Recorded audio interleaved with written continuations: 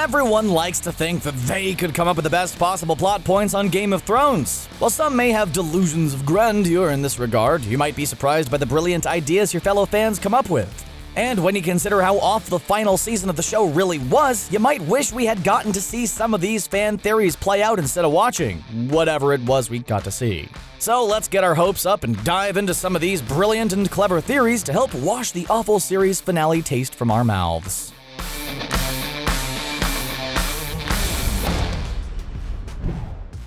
One of the most popular and intriguing fan theories was that Jaime Lannister of all people was the prince that was promised. The premise was the Valyrian words for Lord and Light are also the same words for gold and hand. The three forgings of Lightbringer also seem to coincide with Jaime's story and of his rebirth since he lost his sword hand. He lost a major part of his identity. Tempering the blade in water was when Jaime confesses the truth about being a kingslayer to Brienne in the bats at Harrenhal. Burn them all, he said. The second attempt at creating Lightbringer was tempering the blade in the heart of a lion. Jaime was the one who freed Tyrion from King's Landing, which led to Tyrion killing their father, Tywin Lannister, whose house sigil is a lion. The last part of the prophecy involved Azor Ahai plunging his sword into his wife, and many thought that Jaime was going to end up taking out his sister/lover Cersei. It all seemed to fit, and Lord of Light knows we were all heavily invested in Jaime's redemption arc. It also tied in perfectly with the Maggie the Frog prophecy, which said that Cersei would perish at the hands of her younger brother. Although they were twins, Cersei was born before Jaime, so this all seemed to make sense. But not only did we not get to see any of this play out, but we also lost Jaime's entire redemption arc when he went running back to Cersei.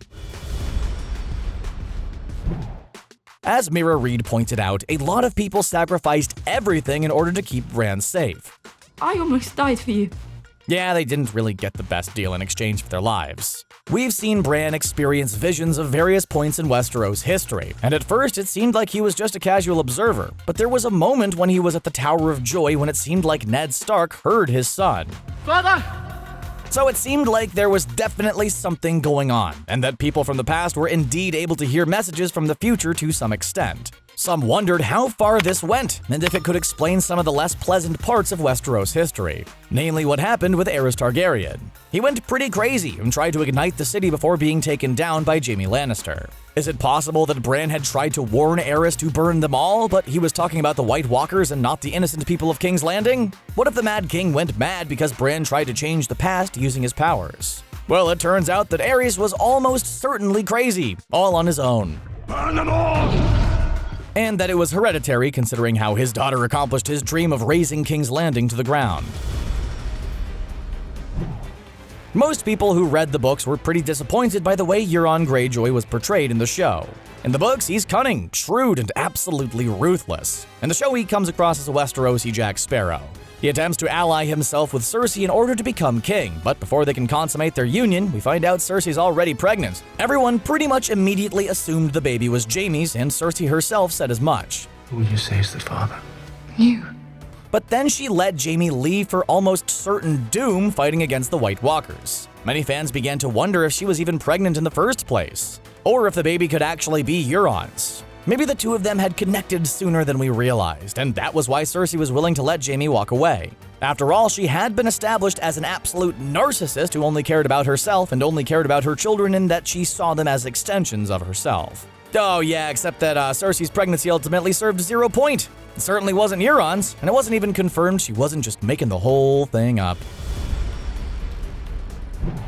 Speaking of pregnancies on Game of Thrones, let's talk about Dany. Early on in the show, we learned how badly Daenerys yearned to have a family and a place where she felt like she belonged.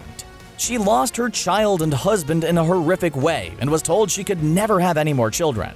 During Season 7, Daenerys reveals her belief that she's barren to Jon and explains that her dragons are like her giant, scaly, fire-breathing children. Jon tells her that, Has it occurred to you she might not have been a reliable source of information? Could Jon have actually been right about something? Was Dany not truly barren? And would she and Jon have a child together? Many predicted that Jon would be the downfall of Daenerys, only he would indirectly cause her doom by impregnating her, and she would lose her life giving birth to their child. Except Dany's infertility, or at least supposed infertility, was another plot point that went nowhere. Jon did end up taking Daenerys' life, but there was nothing indirect about it. People had been predicting that Jon Snow was really a Targaryen for quite some time, so that wasn't too much of a surprise. However, there was another character many believed was a dragon on the down low. Everyone knows that the Mad King Aerys had it out for Tywin Lannister. He made Jaime a part of his Kingsguard just to stick it to him, and he was always after Tywin's wife. As we all know, Joanna Lannister lost her life bringing Tyrion into the world. This, combined with the fact that Tyrion is a dwarf, ensured Tywin was never his biggest fan, to say the least. You are an ill-made, spiteful little creature. In fact, Tywin claimed the only reason Tyrion was kept alive was because he was a Lannister, but what if that wasn't true? Some fans theorize that Aerys Targaryen was the father of Tyrion, making him Daenerys' half-brother. In the books, Tyrion has one eye darker than the other, and fans wondered if it was a deep purple, the eye color the Targaryens were known for. That would also explain how Tyrion was able to get so close to the dragons without being roasted. But not only is Tyrion a Lannister, but he was once stupid enough to trust Cersei and commit treason. Well, first of all, we all thought the Night King was going to be a much bigger deal than he ended up being. We'd kind of looked forward to seeing him do something other than just smirk.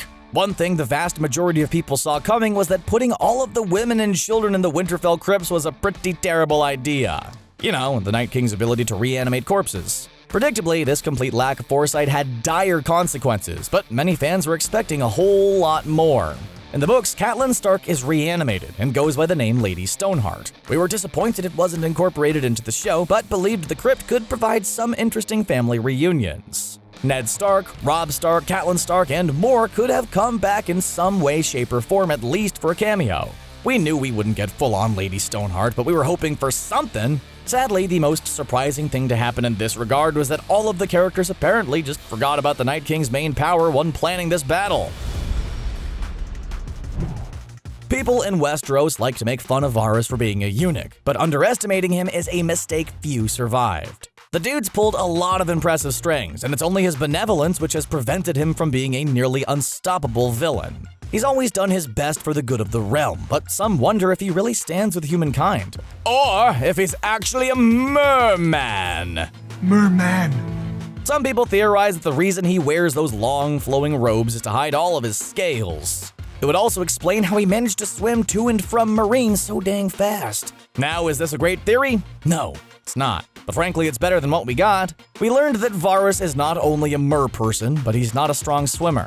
The brilliant strategist went from quietly conspiring to bring about huge change to loudly asking Jon if he wants to be king on a beach full of witnesses. Frankly, him being a mer-person would have been much less disappointing.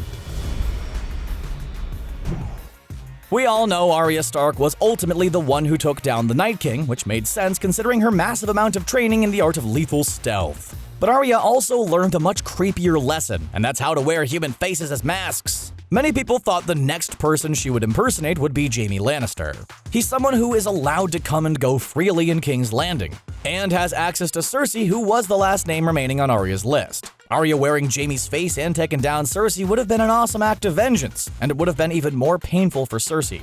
Instead, a whole bunch of bricks got the honor, and this skill didn't get the payoff it deserved. Speaking of unspeakably creepy powers, let's talk about Melisandre. We've seen her do some pretty crazy things, like birth a shadow baby and bring Jon Snow back to life. But we've also seen her be terribly wrong, like the whole awkward Shireen Baratheon incident. She wasn't looking great after that little setback, yet she sauntered into Winterfell just in time for the great battle. Surely something huge was going to happen, and many thought it would have something to do with her nifty resurrection trick. Would she be able to summon a group of benevolent bodies from the Winterfell crypts who would help save the day? Would she revive a fallen hero, or manage to turn Viserion back to his old self? The theories and possibilities regarding this seemed limitless, and yet none of them came true. The Red Woman lit a couple of fires and suggested Arya might want to take out the Night King before she took off her magic necklace and just, she died. Poor Gendry Baratheon has had a tough time. Many fans thought he would become more than simply a blacksmith or a rowing champion, and wondered if his mother had something to do with it. We know his father was the late Robert Baratheon, and that dear old Bobby B took no shortage of lovers. Yet Gendry remembered his mother having golden hair, and Cersei Lannister spoke bitterly of a black-haired baby that she'd lost. Little black-haired beauty. The only biological child she had with Bobby B. Could that child have survived and grown up to be Gendry? Maybe Cersei abandoned him in favor of her children with Jaime. But it seems like we'll never know who Gendry's mother was. Gendry was named Lord of Storm's End, and that's that's pretty much it. Yet another promising character who hung around for far longer than he was relevant to the story. What do you think about these theories never coming to fruition in Game of Thrones? Tell us your favorite theory and why you think it should have been included in the show in the comments. Then click on that subscribe button to get access to more great videos from us here at Screen Rant. Thanks for watching, and we'll see you again next time.